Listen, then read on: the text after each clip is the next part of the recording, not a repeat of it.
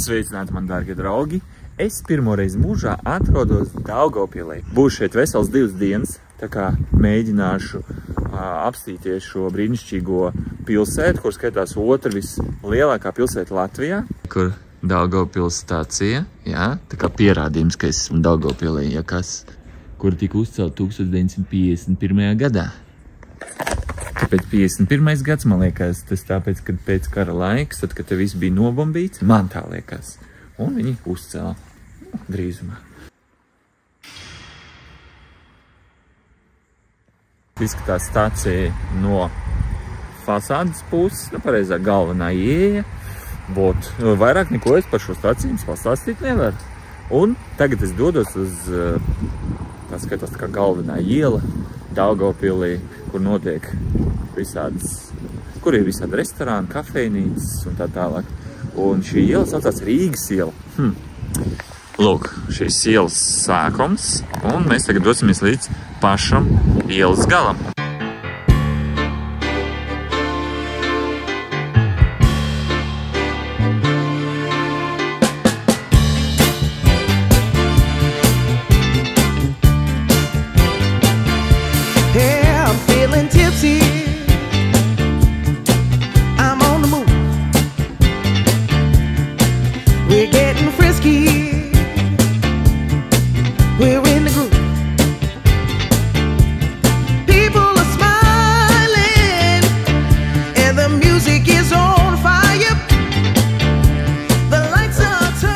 Wow, es īstenībā reāli, negaidīju. Atkal vēlreiz atkārtošos, Daugavpils nav maza pilsēta, bet man cilvēkam, kurš nekad nav bijis Daugavpilī, šis ir tāds baigais šoks, jo tiešām ir ļoti skaisti attīstīta infrastruktūra, vismaz no tā, ko es esmu tagad redzējis. Es esmu tikko atbraucis, tā kā man vēl ir 2 dienas, un es domāju, būs interesanti. Pasāks man lūdzu, ja tu esi no Daugavpils, ieraksti komentārā, ko tu ieteiktu cilvēkam, kurš atbrauc pirmo reizi uz Daugavpilu. Redzēt, tu obligāti ir jāpaskatās, par ko Daugavpils atšķirās no Rīgas.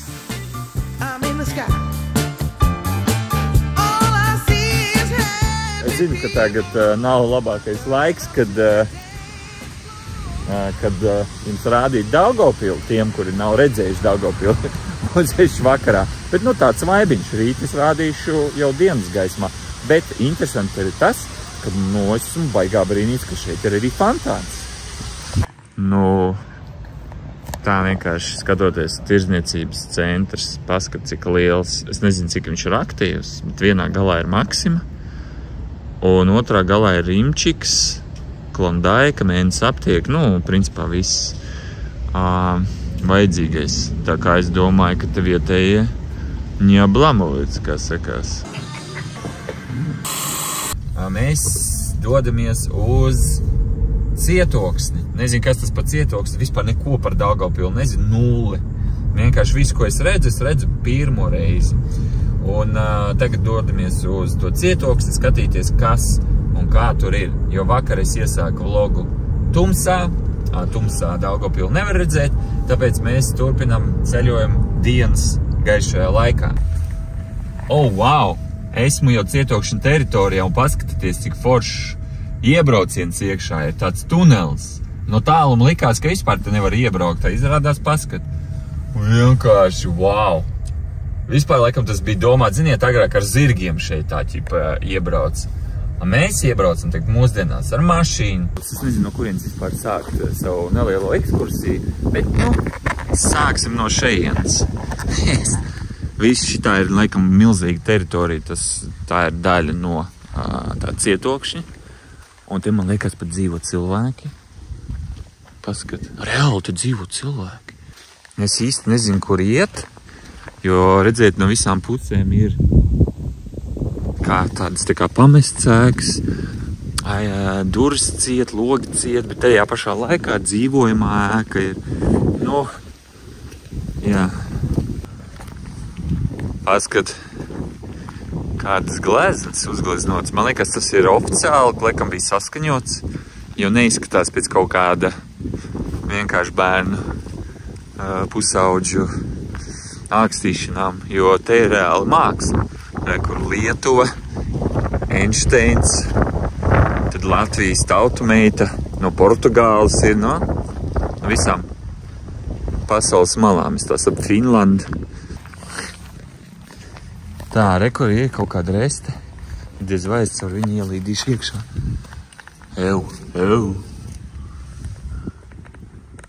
Nu, baigi gribētos tur pasteigāt, bet līdz te iekšā es negribu. Pieaudzis cilvēks, gan jau te ir kameras visur uzstādīts. Un tam vienkārši nosēdējuši Daugavpils cietumā. Te ir divi cietumi. Jā, man laikam iedos pat izvēli, kurā pasēdēt. Es negribu. Man tomēr gribās atpakaļ uz mājām. Tā, redziet, te ir kaut kāds caurums sienā. Wow.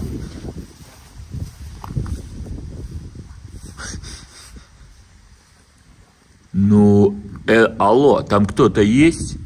Man negribas tur līst iekšā, jo tur reāli visi logi aiztaisīt ciet, jumts ieplīs iekšā, un tur ir reāli tumšs. Un tur būs baismīgi, jo tur redz, cik gara ēka, un kaut kā līst negribas iekšā. Redziet, tur pat koki aug. Es zinu, ka šis ir bunkers. Un es skatos, ka tur nav vārds, tur var iet iekšā. Ko mēs tagad darīsim? Man līdzi. Pacies, tu pat redz acīm. Pirms es iešu iekšā, vienkārši gribu pateikt, ka es atceros bērnībām, kad es dzīvoju Silakrogā. Tur bija bunkeri, un mēs tur līdelējām visi iekšā, bet tur nebija baigi daudz. Un vēl bija bunkeri, pazemes bunkeri Muciniekos. Tur es nekad neesmu bijis. Tā arī neaizgāju.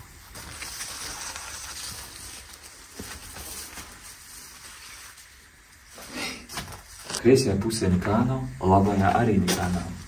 Iešu tā, jo tur ir tajā galā ir gaisa. Pastīsimies. Nav kopta vieta, bet šī ir vēsturiska vieta. Laikam nav finansējuma. Kā es tikko nobiju, seitu nost?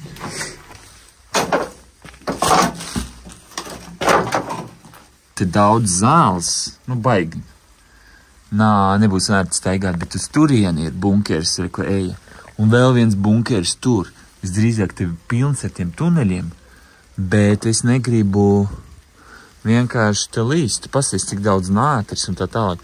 Labi, es domāju, tā nav labākā vieta, kur sākt savu ekskursiju. Tāpēc es došos labāk uz oficiālo pils pusi. Un skatīsimies, kas tur tāds interesants ir. Pagaidām, staigājot pa teritoriju, es tāds skatos, ka ļoti, ļoti daudz, lielākā daļa teritorijas ir pamesta, nav restaurēta, tur nekas nenotiek, izsvisti logi. Vienīgais, ko es tagad redzu, šeit ir kaut kāds parks tieši pa vidu, kur tagad notiek remontdarbi. Uzlabojās parks, jauni stabiņi, celiņi. Šeit ir aizvērta teritorija, viss ir konkrēti aizaudzis. Redziet, bet tādas ēkas konkrēti labas, milzīgas. Un tur iekšā tikt nevar. Kaut gan es labprāt gribētu tur pastaigāt. Noteikti Daugavpils mērs kaut kādā veidā mēģina uzlabot Daugavpili, ieskaitot arī šo vietu. Jo šī vieta, manuprāt, ir turistiska vieta, kura ir vēsture. Un potenciāli ar šo vietu var piesaistīt jauns turists, bet, lai piesaistītu jauns turists, vajag šo vietu nedaudz uzlabot. Tā, skatoties, cik milzīgi vārti. Un nezinu, kas šeit brauc iekšā. Lidmašīnas vai kas. Kaut gan es nezinu, vai te ir kāds lidlauks vai nav. Un, te ir policijas nodeļa. Labi, te filmēties nefilmēšu, bet es gribu pastīties, es ceru, ka man policija nearestēs, kas ir šī ēkā iekšā. Tā, skatamies. Wow! Milzīga telpa.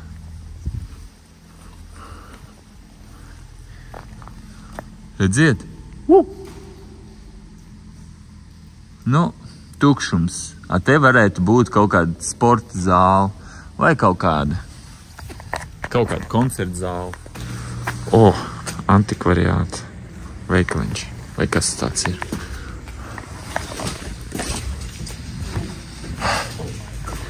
Wow!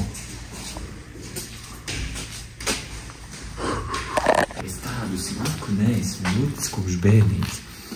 Tāds mitrums, rīktīgi tāds savilcies mitrums un vecas netīras mēbeles. Bet, priekš manis tas ir tā kā nostalģija, bet tā vispār kopumā, laikam tas nav labi.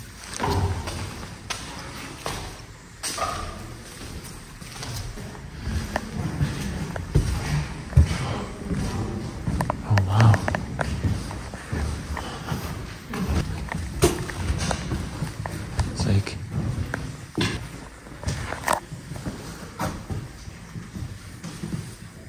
Šis ir rezervēts. Kāds iespējams pirks. Lūk, 525 eiro. Lūk, šāds pūkstens. Labi, visu šo, ko jūs redzat, var iegādāties. Un šis noteikti ir ļoti vecs un kvalitatīvs, jo agrāk taisīja, protams, no sirds. Tā nav IKEA.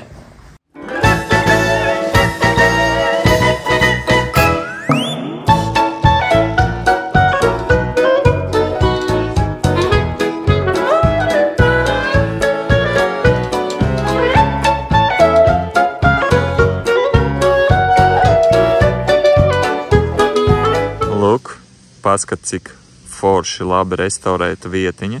Nikolai tilts saucās, no krievu valodas tulkojot. Šeit pat arī ir laulāto, šitie te, kā viņi sauc, atslēgas. Kā redziet, jā. Arī, tomēr te ir noteiktā tradīcija laulāties šeit. Gan jau arī bildīts, man liekas, labi izskatās. Tur vēl ir, es tā saprotu, no galvenā ceļa trases. Nezinu, kas tur ir iekšā, bet šeit laikam bija agrāk ūdens. Pilns ar ūdeni.